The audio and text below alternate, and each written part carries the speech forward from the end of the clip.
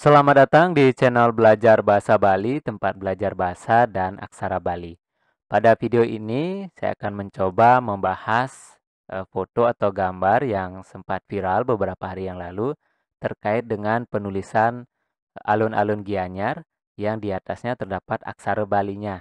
Nah, yang menjadikannya viral adalah kata Gianyar yang masih keliru ketika dibuat aksara Balinya. Nah, seperti ini. Nah, tulisan ini sudah direvisi, sudah diperbaiki. Nah, ini adalah hasil revisiannya atau perbaikannya. Ini saya dapatkan dari akun Facebook pemerintah Kabupaten Gianyar. Nah, untuk teman-teman yang mau melihatnya, silahkan klik linknya di deskripsi dari video ini. Nah, di sana eh, ada juga yang menanyakan kenapa penulisan yang terbaru atau yang direvisi untuk alun-alun Gianyarnya seperti ini. Nah, video ini saya buat semoga bisa membantu menjawab pertanyaan teman-teman yang masih kebingungan terkait dengan penulisan alun-alun Gianyar yang ini. Oke, nah kita akan bahas. Nah, video ini bertujuan untuk sama-sama belajar, tidak bermaksud untuk menggurui, ya.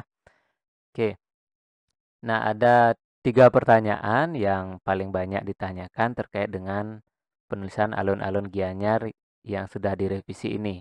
Yang pertama, kenapa tidak ada gantungan aksara H? Nah, seperti yang kalian lihat, di bawah aksara Na ini tidak ada gantungan A ya untuk kata alun ini.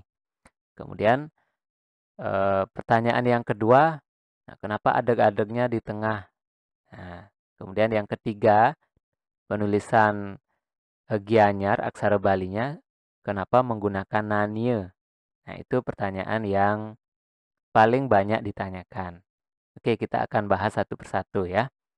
Nah, yang pertama, untuk alun-alun ini, kenapa tidak ada gantungan aksara A atau H di bawah aksara Na ini?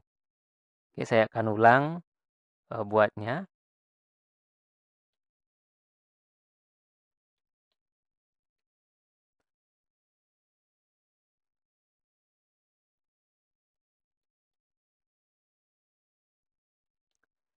Nah, penulisan alun-alun ini menggunakan aturan atau ugar-ugar tengenan mejalan ya. Nah, apa itu tengenan mejalan? Nah, ini tengenan mejalan pacang wenten yening krune sanering ajeng mepenguntat antu aksara nengen tur krune utawi pengiring ring pungkurnyane kekawitin antu aksara suara. Nah, jadi tengenan mejalan ini tercipta atau terbentuk apabila ada kata yang berakhiran dengan konsonan. Nah, ini namanya nengen tanpa vokal A bertemu dengan kata yang kedua yang berawalan dengan huruf vokal. Nah, ini A ya, ini vokal. Nah, ini akan nyambung dijadikan satu aksara, yaitu aksara na. Nah, ini N dan A menjadi satu aksara yaitu na. Nah, seperti yang kita ketahui, kalau satu aksara na ini kan latinnya adalah N dan A. Jadi nyambung, tidak lagi menggunakan gantungan A di bawah aksara na. Jadi A-nya ini sudah di aksara na-nya. Ya, paham ya? Nah, eh, tengenan menjalan ini berlaku di dalam kruna dwilingga dan juga kruna satma. Hanya boleh digunakan di dalam kruna dwilingga dan kruna satma. Kruna dwilingga itu apa? Kruna dwilingga itu kata ulang utuh. Nah, contohnya adalah ini alun, alun. Ya, ini kata ulang yang menggunakan tengenan menjalan. Penulisannya menggunakan tengenan menjalan. Kemudian kruna satma juga. Contohnya adalah penulisan jebug harum. Ya, jadi tulisannya itu jebug garum.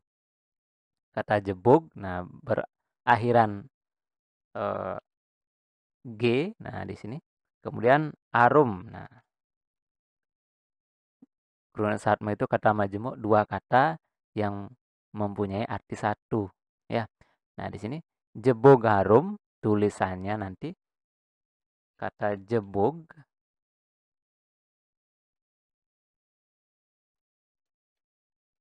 Oke, nah ini jebug A-nya ini tidak menjadi gantungan, tapi sudah di aksara Ga-nya ini. Tinggal rumnya saja. Nah, seperti ini. Jebug garum, ya. nyambung. Ini yang dimaksud dengan tengenan mejalan. Tidak lagi menggunakan gantungan di tengenan mejalan ya. Karena vokalnya itu sudah jadi satu dengan konsonannya. Oke, paham ya? Nah, kembali lagi ke pembahasan video ini. Jadi yang pertama, kenapa tidak menggunakan gantungan H? Karena ini menggunakan pasang aksara Bali yaitu tengenan mejalan. Jadi tidak lagi menggunakan gantungan. Oke. Nah, kemudian pertanyaan yang kedua di sini, kenapa adag-adag di tengah? Katanya adag-adag kan tidak boleh di tengah.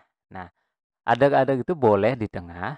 Nah, ada aturannya juga kapan boleh digunakan di tengah. Nah, ini adag-adag dados ke surat ring tengahing lengkare ke angin ngemanggehang pasang. Jadi dalam kata alun-alun Gianyar ini, adag-adag itu boleh digunakan untuk ngemanggehang pasang.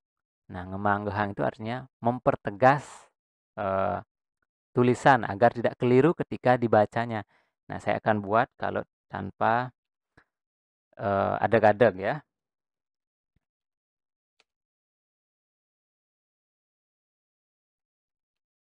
Nah, kalau tanpa adag-adag,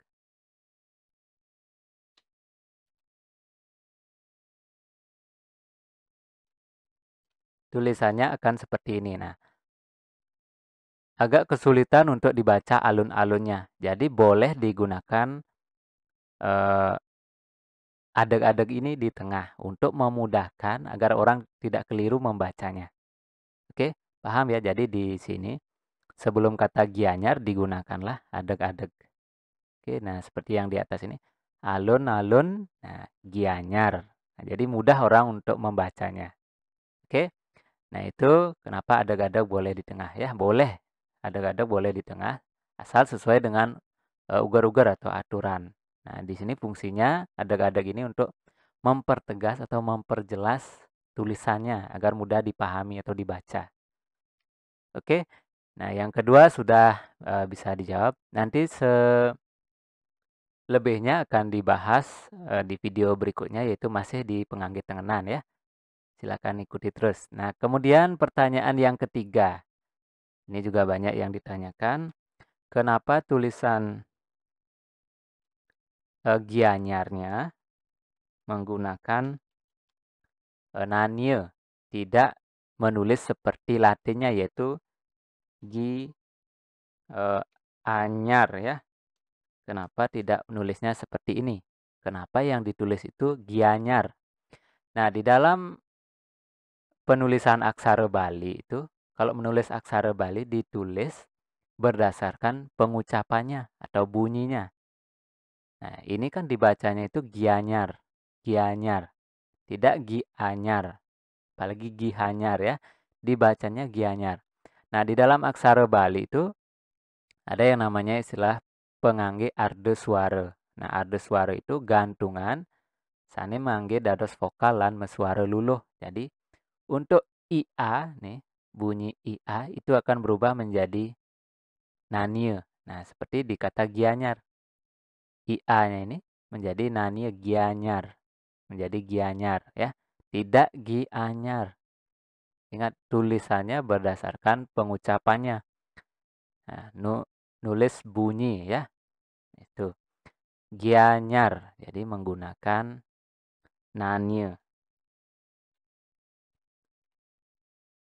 Seperti inilah tulisannya. Gianyar.